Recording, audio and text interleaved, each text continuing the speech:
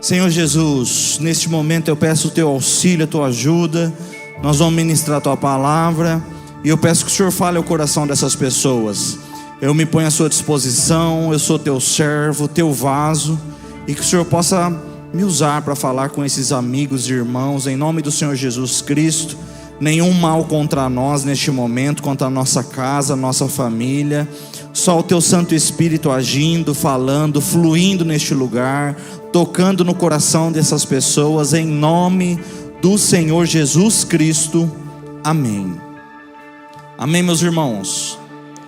Nós vamos ler um texto da Bíblia, Juízes capítulo 17. Juízes 17, a partir do versículo 1. A palavra do Senhor Jesus diz assim: havia um homem da região montanhosa de Efraim, cujo nome era Mica. Ele disse à sua mãe: as 1.100 moedas de prata que lhe foram roubadas, e a respeito das quais a senhora me falou, e proferiu maldições, eis que esse dinheiro está comigo, eu o peguei. Então a mãe dele lhe disse: que o Senhor o abençoe, meu filho.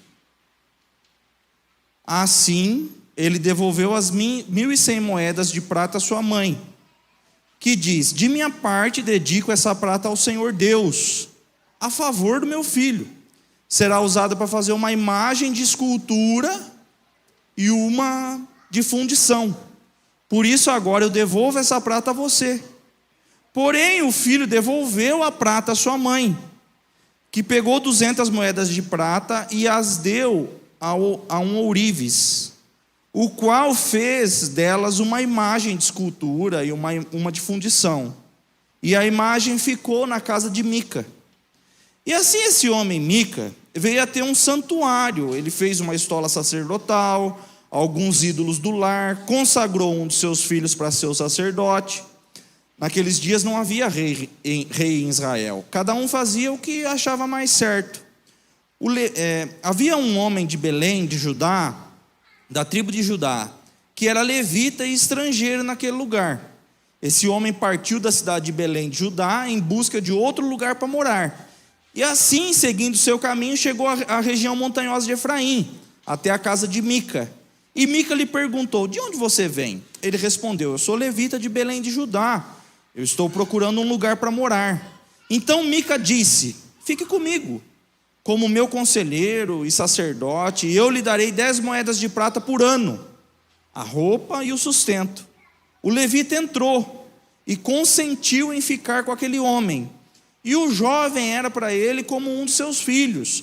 Mica consagrou o jovem levita, que passou a ser o seu sacerdote. E o jovem ficou na casa de Mica. Então Mica disse: agora sei que o Senhor me fará bem, porque eu tenho um levita como sacerdote. Amém, meus irmãos? Vocês podem se assentar.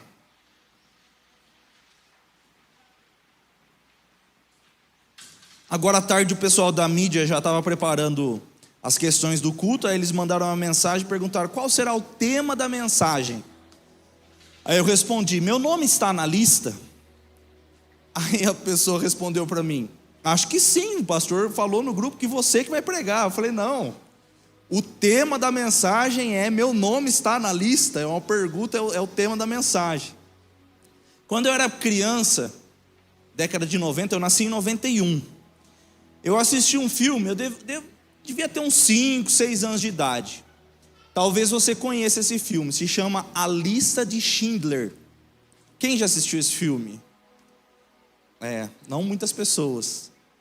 Oskar Schindler era um alemão. Ele viveu na época do Holocausto, do nazismo.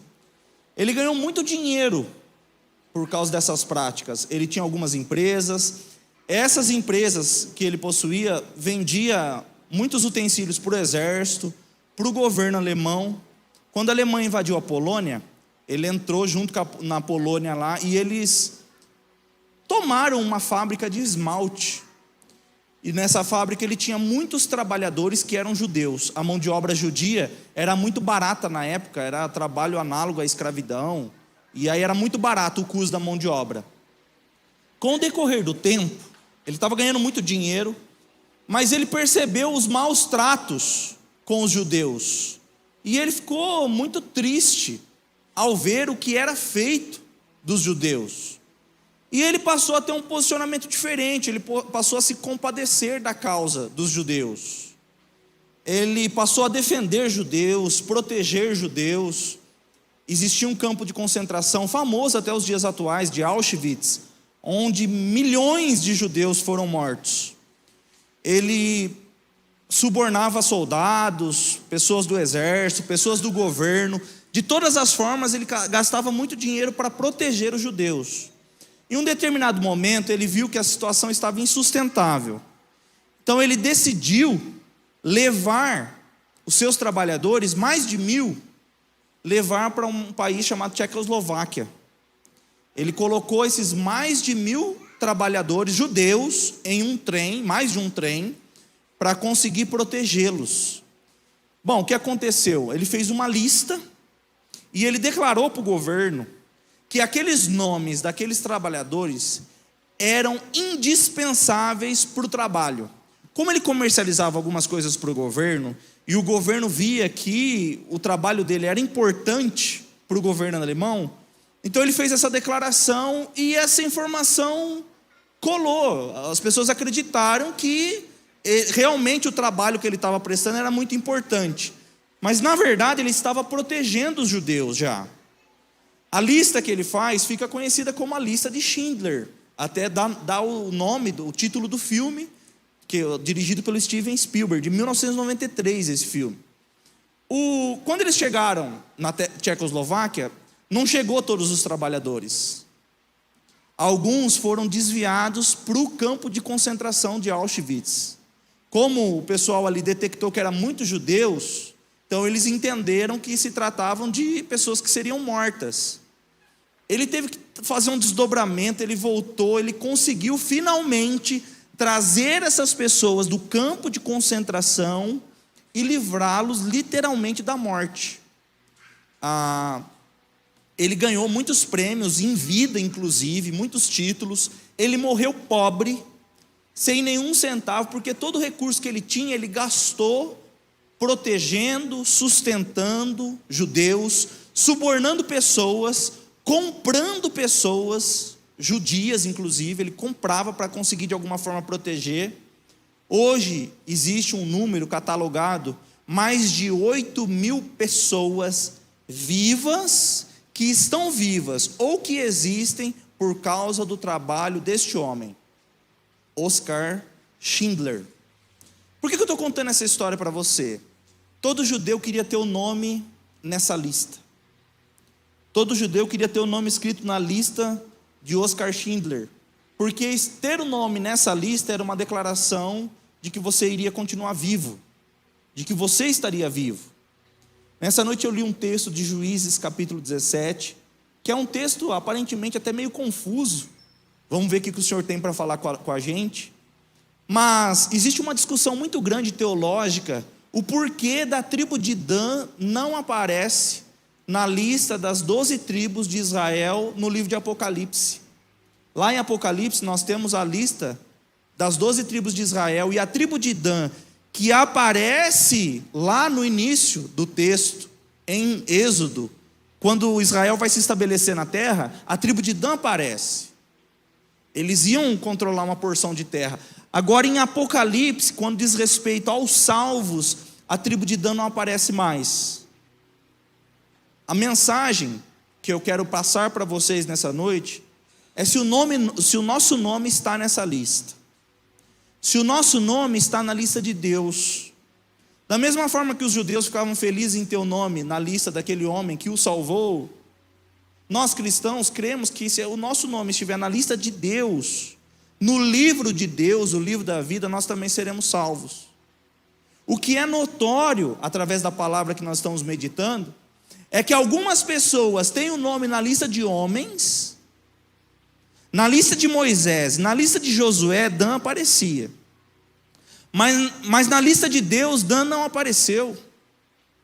E aí o objetivo principal é fazer vocês entenderem nessa noite, através dessa palavra, que o que mais importa é ter o nome na lista de Deus. O meu nome está na lista de Deus. O seu nome está na lista de Deus. Ou você é desconhecido por Deus? Talvez você esteja na lista de pessoas, de homens. As pessoas se lembram de você, mas Deus conhece você. Você está na lista de Deus? Bom, vamos analisar esse texto junto comigo, para a gente tentar então entender por que a tribo de Dan então não aparece mais lá no livro de Apocalipse. Nós vemos um texto que diz que uma mãe, ela desaparece uma porção de prata da sua casa, bastante dinheiro, muitas moedas de prata. O filho dela, chamado Mica, em português foi traduzido como Mica, mas no original está escrito o nome inteiro, é Micaiarro o nome dele. Esse nome é similar a Miguel. Em português, Miguel, para a gente, significa quem é semelhante a Deus. Micaiarro significa este é semelhante a Deus. Então a mãe do Mica colocou o nome do filho dela de este é semelhante a Deus. Veja só o comportamento dessa mãe. Meu filho é semelhante a Deus. Ela quase que diz, o meu filho é um Deus para mim. É praticamente isso. O filho dela chega para ela, o Mica, e diz assim: mãe, as 1.100 moedas de prata que desapareceram, do qual a senhora jogava uma porção de pragas, a senhora amaldiçoava quem roubou as moedas? Pois é, está comigo. Eu roubei. Eu peguei as moedas. A frase da mãe em resposta: bendito seja meu filho. Bendito seja o filho da senhora. Como assim? O filho da senhora roubou a senhora. Seu filho te roubou. Bendito seja meu filho. Nós vemos um filho que não tem limites, que chega a ponto de roubar a mãe dele. E nós vemos uma mãe que não impõe limites no seu filho. O pai não aparece na história. Tudo indica que o pai é um pai ausente. Ausente por um divórcio, ausente por um posicionamento, ausente porque faleceu, não sei, ele é ausente. Ele não aparece na história. Essa mãe trata seu filho como se ele fosse incapaz de cometer um erro. Quer dizer, o filho roubou a mãe, aí a mãe, ao descobrir, porque o próprio filho conta: mãe, eu roubei as moedas de prata que a senhora está jogando praga. Fui eu que roubei, está comigo. Bendito seja meu filhinho maravilhoso. Meu filho é maravilhoso, está me contando que roubou, que bonitinho, ladrãozinho. Ela falou: vou fazer o seguinte, eu vou pegar essas peças de prata e eu vou dedicar a Deus para romper com as maldições, porque eu não quero maldição nenhuma sobre meu filhinho. Eu vou dedicar essas moedas a Deus e entregar ao meu filho. Como que ela iria conseguir fazer isso? Não dá para explicar. Como é que ela ia entregar para Deus e para o filho dela ao mesmo tempo? Mas ela diz isso. Aí o filho diz: não quero. Não quero essas moedas. Perceba a relação de mãe e filho, como é esquisita aqui. Porque o filho rouba a mãe, ele confessa para a mãe que roubou, a mãe fala: o meu filho é maravilhoso, é lindo, bendito seja meu filho. Aí a mãe fala: filho, eu vou deixar a moeda com você. Aí ele diz: eu não quero. A mãe pega as moedas de prata e entrega para um artesão, um ourives. Ele derrete a prata, faz um ídolo de madeira. Ele cobre o ídolo de madeira com prata. Ele constrói um ídolo, entrega para a mãe do Mica. O Mica constrói na casa dele um altar de deuses. Terafins, a palavra no original é terafins. Havia um ídolo maior e ídolos menores. Ele constrói um altar, um ídolo. Ele faz um templo na casa dele, no terreno dele. Ele consagra um dos filhos dele para ser sacerdote. Ele faz uma estola sacerdotal, olha só. E ele começa a cultuar esse Deus fabricado, criado. O primeiro ponto que eu gostaria de meditar com vocês nessa noite é se a nossa fé é revelada nas Escrituras Sagradas, ou se a nossa fé é construída por nós mesmos, é feita por nós.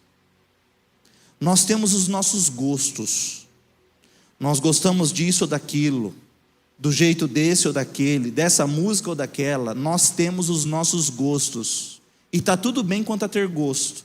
Qual que é o problema? Quando colocamos o nosso gosto acima da vontade de Deus. Essa mãe ama o seu filho a um nível de conseguir conviver com ele sendo um ladrão. Aqui não era só caso de repreensão, de correção. Já é um homem, já tem filho, gente. Já tem a família dele. Isso aqui é caso de polícia. Chamar a polícia para o filho que roubou a mãe. A mãe não faz isso. Ela ama tanto o filho, e é um amor até esquisito, porque o amor corrige, a Bíblia fala sobre isso. É um amor tão esquisito que ela não está disposta a corrigir seu filho. Então, na mente dela e dele, eles constroem a fé deles. Eles constroem um ídolo. Eles percebem que na religião que Deus havia passado, havia confronto. Você precisa mudar seu comportamento. Vai ter coisa que você vai gostar e você não vai poder fazer. Vai ter coisas que a sua carne vai se inclinar e ela vai achar prazerosa fazer, mas você não pode. Porque a fé do cristão, do israelita naquela época, do judeu, não era construída pelos gostos pessoais das pessoas. Era revelada pelo nosso Deus.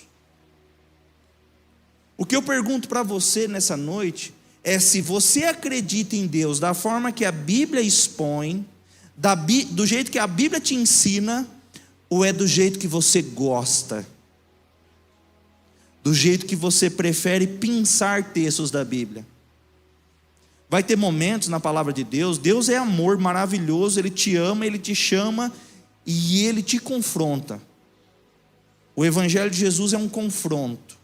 Ele te mostra, para todos nós que somos pecadores e que precisamos de um Salvador, precisamos nos arrepender dos nossos pecados.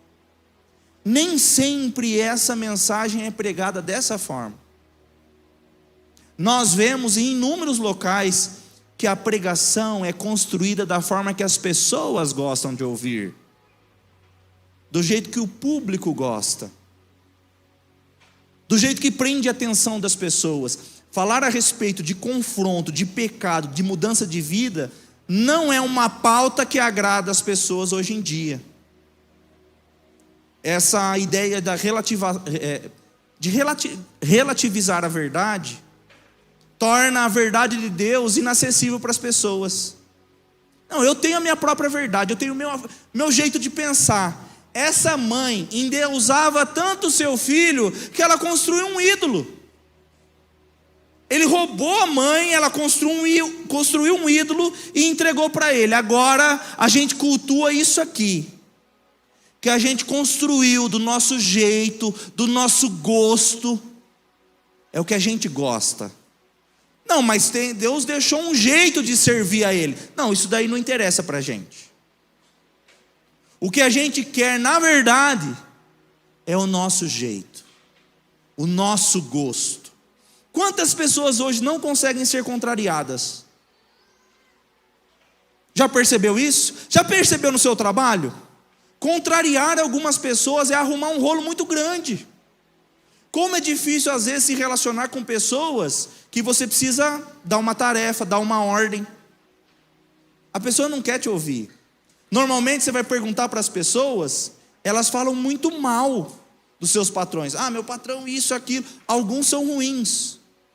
Outros, a fonte de todo esse descontentamento é porque a pessoa não quer confronto. Muitos aprenderam isso em casa. Nunca foram confrontados pelo pai ou pela mãe. O filhinho faz de tudo. Sobe em cima da parede e quebra a casa. Ah, deixa ele, está tudo bem. Ele normalmente fala que está com sono, né? Quando a criança está muito chata, está com sono. Meu Deus, o menininho parece o Chuck e a mãe está falando que está com sono só. E permitindo a criança fazer o que quer. E às vezes, aí você fala da criança, a criança está com 29 anos. Nossa, que criancinha.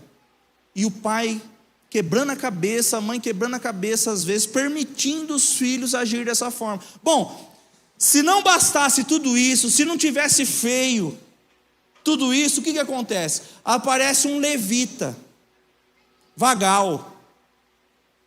Ele saiu de Belém, de Gilgal, ele estava servindo lá tinha escala, lá tinha regras, lá tinha lei. Ó, tem o horário que você vai aparecer aqui, tem o horário que você vai oferecer sacrifício, você vai ter que manter a chama acesa aqui com azeite. Tem procedimento, tem ritual, tem forma certa de agir. Ele não gostou, ele não quis. Aí ele sai andando. A Bíblia diz que ele sai procurando um lugar confortável. Um lugar confortável. Um lugar bom para ele morar. Quem que ele encontra? O Mica. O Mica começa a conversar com ele. Você é levita, não é? Sou. Então, vem cá, vou te mostrar uma coisa. Entra dentro de casa, abre a porta lá, a tenda, e aí está um monte de ídolos, feitos por eles. Aqui, a gente cultua esses ídolos aqui. Nós temos o nosso culto, é do nosso jeito, é tal horário. Eu consagrei meu filho a sacerdote. Agora, você sendo levita, você iria autenticar a nossa fé. Você iria dar autenticidade ao que a gente está fazendo aqui. Você topa trabalhar para mim? Quando o Mica convida ele, ele diz: você será o meu pai. O Mica convida ele para ser o pai, para ser uma autoridade espiritual, guia espiritual, cobertura espiritual sobre o Mica. Você será meu pai. Aí o Mica, que estava buscando um lugar confortável, que ele não queria estar no templo, no procedimento do tabernáculo. Templo não havia templo ainda, do tabernáculo. Não queria estar no procedimento dos sacerdotes, não. Ele queria um lugar confortável. Quando ele recebe essa informação, isso agradou ele. A forma como ele fala é como se ele dissesse: Deus ouviu minhas orações, Deus ouviu minhas preces. Deixa eu falar uma coisa para você. O fato de algumas coisas darem certo na sua vida não quer dizer que Deus está te ajudando, não. Porque esse levita estava na presença de um homem idólatra, e o homem idólatra está chamando ele para trabalhar na idolatria, e ele está dizendo: Deus está comigo, Deus está me ajudando. Deus não estava ajudando ele. Deus não estava se agradando daquelas práticas, do que estava acontecendo naquele lugar. E o levita está achando que Deus está com ele. Que bom, eu estava procurando um lugar confortável e encontrei. De novo eu destaco: Evangelho de Jesus não é um lugar confortável para a nossa carne. Nossa carne não gosta disso. Não gosta de ouvir que somos pecadores, que precisamos de mudança. Não gosta de ouvir que um dia prestaremos contas das nossas ações. Nossa carne não gosta disso. Nossa carne sim busca conforto. Mas o Evangelho de Jesus é confronto. Ele muda você, ele te transforma, ele te liberta, muda caráter, a forma de pensar. Quantas vezes nós cristãos, nós olhamos para nós mesmos e a gente fala: meu Deus, por que eu estou pensando isso? Eu não posso pensar isso. Eu tenho que ter outro tipo de pensamento. O próximo versículo diz que o Mica começou a tratar ele como filho. Olha que maluquice. O Mica chamou ele para ser o pai dele. Próximo versículo: então começou a tratá-lo como seu filho. Ele recebeu pagamento, recebeu uma estola sacerdotal, uma roupa, recebeu casa, comida, tudo maravilhoso. Ele achava que Deus estava com ele. Ele não queria se submeter ao que a lei dizia a respeito do sacerdócio, a respeito dos levitas. Então ele achou um lugar confortável. Tem um texto em Apocalipse que eu acho sensacional. João, quando ele está tendo a visão do Apocalipse, um anjo aparece com um livro para ele. E o anjo diz assim: João, coma desse livro. João come do livro e é doce ao paladar dele. Mas quando o livro chega no estômago, é amargo. Se torna amargo no estômago. A palavra de Deus, quando ouvimos, para uma parte de nós ela é doce mesmo. Ela é agradável. Para outra parte de nós ela é completamente amarga. Quando a gente está na igreja, normalmente, que a gente ouve a palavra do Senhor, é maravilhoso, é sensacional, é bom ser crente na igreja. Mas quando a gente está lá no mundo, no trabalho, na escola, na faculdade, sozinho no quarto, que a gente precisa negar as nossas inclinações e vontades, aí é amargo. Então o evangelho de Jesus é para trazer confronto e mudança, transformação. Esse levita, ele não está afim disso. Agora nós vamos ver o próximo capítulo, porque a história parece desenho animado, que cada fase vai ficando pior. Então nós temos um homem que rouba sua mãe, e a mãe fala: meu filho é lindo, maravilhoso. A mãe constrói um ídolo, ele consagra filho dele para ser sacerdote. Aí ele encontra um levita rebelde, que abandonou o ofício dele. Ele chama o levita para trabalhar, o levita aceita. Eles começam a fazer sacrifício no quintal deles, a religião deles, o jeito deles. Agora vamos ver o capítulo 18, o que é que acontece. Capítulo 18 de Juízes, versículo 2. Agora nós chegamos na tribo de Dan. Até o momento nós estamos falando da tribo de Efraim. A tribo de Dan não tinha conquistado terra ainda. Eles estavam a fim de conquistar terras, porque eles estavam invadindo Canaã. Então os filhos de Dan enviaram 5 homens dentre todas as famílias da sua tribo, homens valentes, de Zorá e de Estaol, para espiar e explorar a terra.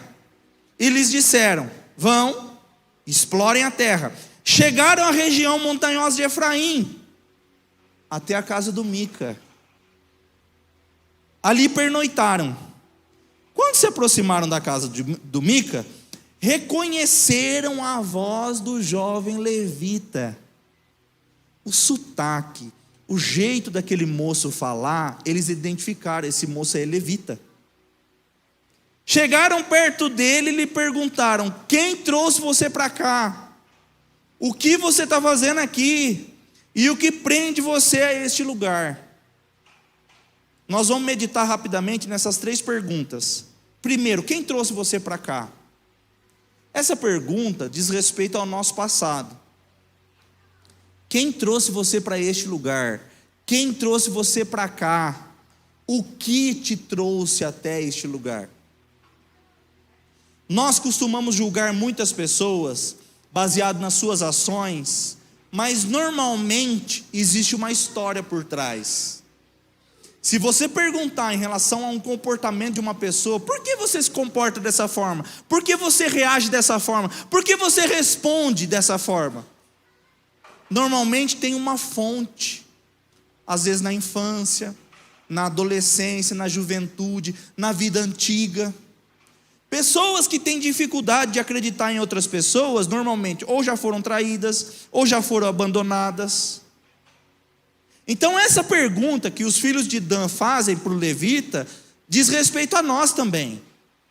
O que te trouxe aqui? Por que você se comporta da forma como você se comporta? Qual é a raiz? Qual é a origem? O que te trouxe até aqui? O levita responde para eles. De repente as pessoas têm experiências traumáticas. Olha, eu tive uma relação muito difícil com os meus familiares. Quando eu era criança eu sofri abandono, relações difíceis. Recentemente, eu não sei se vocês viram, mas ficou conhecido nas redes sociais, um jovem que invadiu uma jaula de uma leoa. E aí rapidamente a leoa matou o jovem. E aí quando todo mundo viu a cena pela primeira vez, todo mundo achou estranho, o que estava acontecendo com esse homem? Aí daqui a pouco começam os desdobramentos. Pessoas que de alguma forma influenciaram a vida dele, trabalharam com ele, começaram a dar declarações, psicólogos. Aí descobriram que a mãe sofria de esquizofrenia e de que ele tinha mais 4 irmãos, e de que houve um abandono, e que os 4 irmãos foram adotados, e que ele possivelmente tinha muitos transtornos psiquiátricos também, e que não houve o acolhimento adequado do Estado, o tratamento, e esses desdobramentos. Eu não estou aqui hoje, de alguma forma, tentando confirmar que o comportamento que as pessoas têm se justifica pelo que aconteceu no passado. Não estou dizendo isso. O que eu quero dizer é que muito do que acontece na nossa vida hoje, no nosso comportamento hoje, é reflexo daquilo que aconteceu com a gente no passado. Muitas dores que carregamos hoje é porque a gente sofreu lá no passado.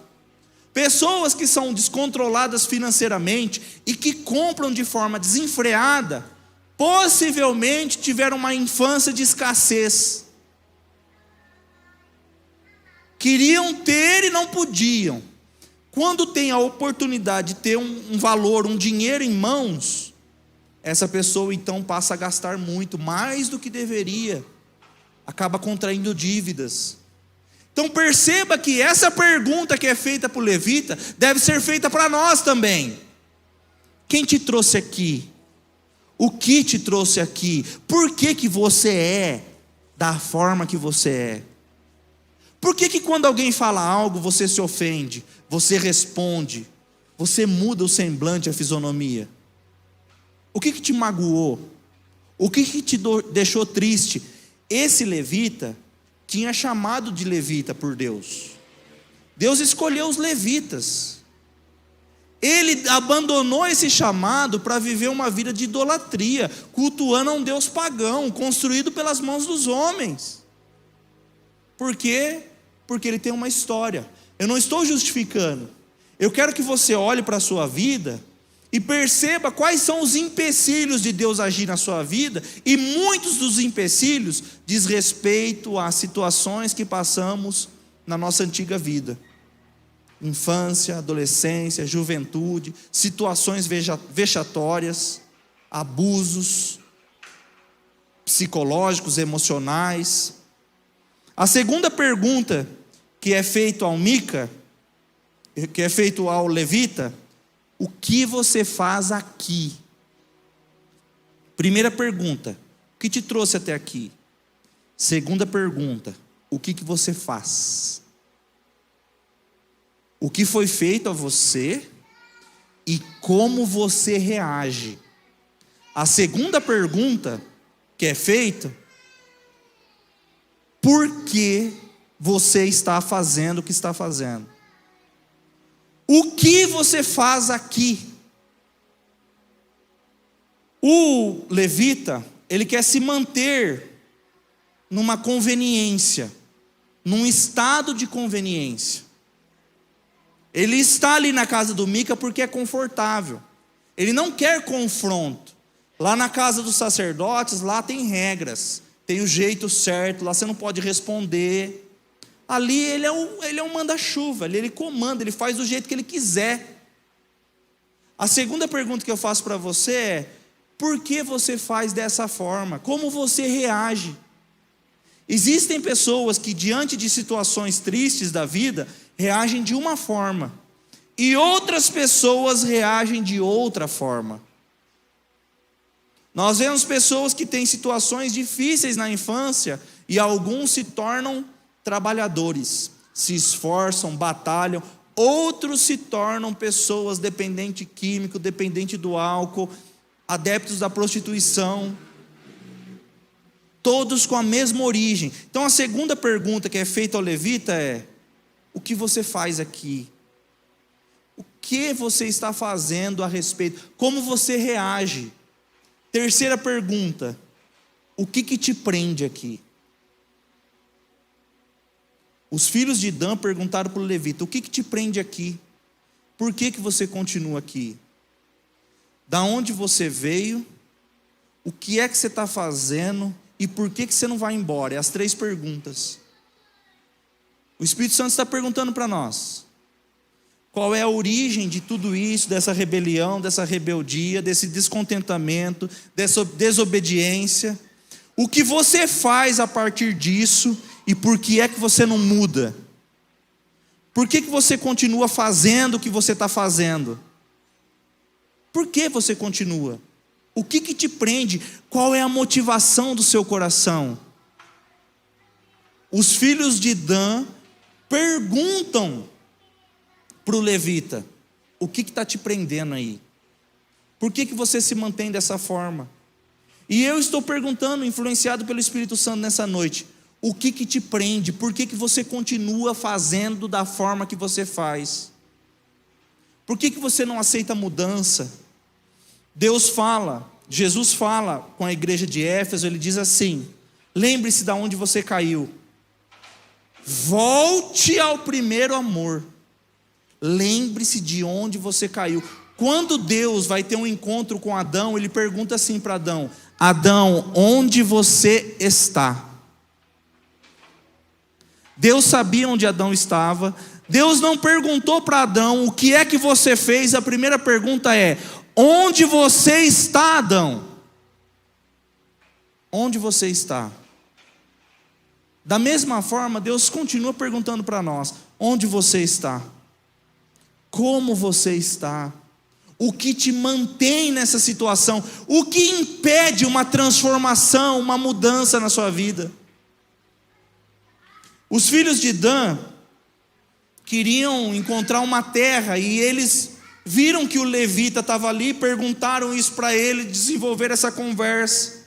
Aí disseram o seguinte: já que você é levita e que você fala com Deus, olha que maluquice, eles estão com um monte de ídolo ali, cultuando a um Deus construído pelas mãos deles. Já que você fala com esses deuses, consulte a Deus por nós. Fale com Deus pela gente. Nós vamos ter sucesso para invadir uma cidade? Aí o levita falou: vocês vão. Pode ir lá invadir a cidade que vocês vão ter sucesso. Eles vão até a cidade. Olha só, gente. Eles falam em nome de Deus.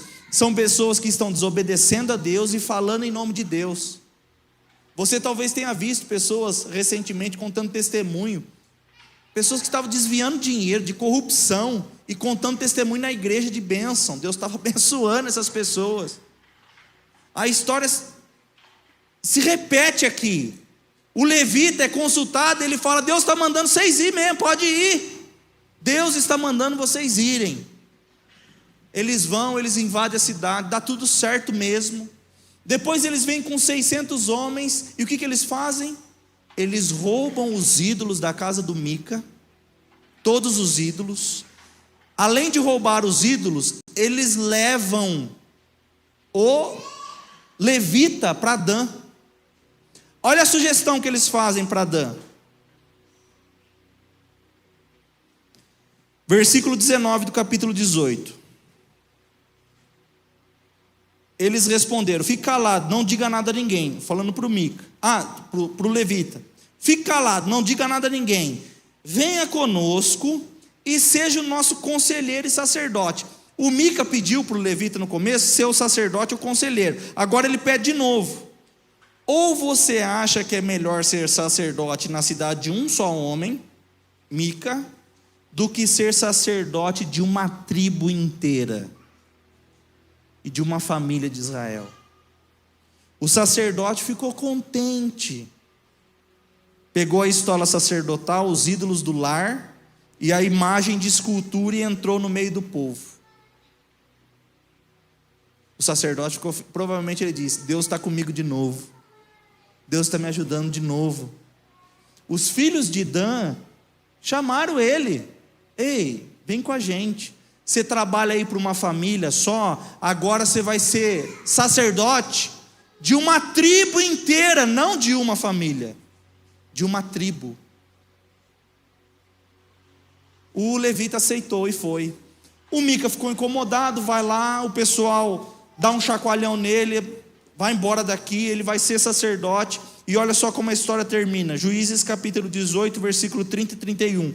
Os filhos de Dan levantaram para si aquela imagem de escultura feita por Mica. Jonatas, filho de Gerson e neto de Moisés, Ele e seus filhos foram sacerdotes da tribo dos danitas até o dia do cativeiro do povo. Enquanto a tribo de Dan esteve localizada naquela terra, eles adoraram a essa divindade, esse ídolo feito pela mãe do Mica. Eles não cultuaram a Deus em nenhum momento, cultuaram apenas o ídolo feito por mãos humanas. Assim, pois, a imagem de escultura feita por Mica ficou entre eles durante todo o tempo em que a casa de Deus esteve em Siló. Enquanto a imagem de escultura feita por Mica ficou entre eles durante todo o tempo em que a casa de Deus esteve em Siló. Eles adoraram a um Deus, um ídolo feito por mãos humanas, durante todo o tempo que estiveram naquela terra.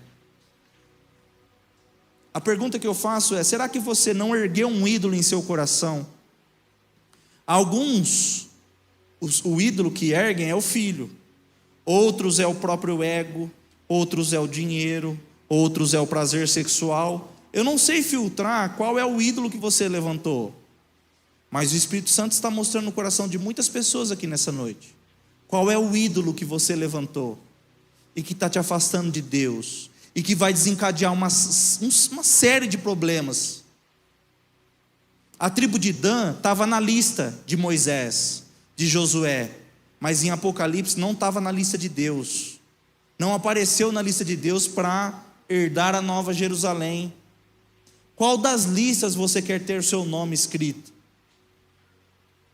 Reconhecimento humano apenas? Ou você quer ter o reconhecimento do nosso Deus? Tem uma canção que era cantada quando a gente era criança, eu era criança. A canção dizia assim: cadê meu nome? Será que Jesus se esqueceu? Algumas coisas apocalípticas, e quando eu era criança eu tinha muito medo. Quem lembra dessa canção? Só os velhos, né? Eu tentei encontrar no YouTube, não encontrei a letra da canção, mas eu lembro desse refrão: cadê meu nome? Será que Jesus se esqueceu?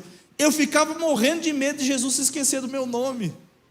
Meu Deus, imagina Jesus vindo e ele se esquecer. Jesus não pode se esquecer. A tribo de Dan não aparece na lista de Deus, não aparece no livro de Deus. O nosso Deus jamais se esquece, Ele nunca se esquece. Se você é um servo fiel do nosso Deus, se você se mantém fiel, o seu nome não é esquecido, o seu nome não é apagado, porque foi escrito com o sangue do nosso Senhor Jesus. Nosso nome não é apagado. Nós vamos colocar em pé nesse instante, nós vamos fazer um louvor ao Senhor Jesus, e na sequência nós vamos fazer uma oração.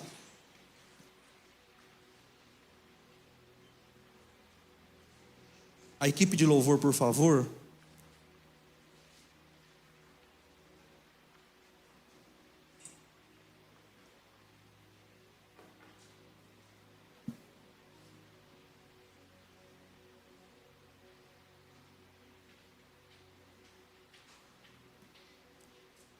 Nós vamos cantar um louvor ao Senhor Jesus, e na sequência nós vamos orar a Jesus. E a pergunta que eu quero fazer a você, para você fazer a si mesmo: seu nome está na lista de Deus?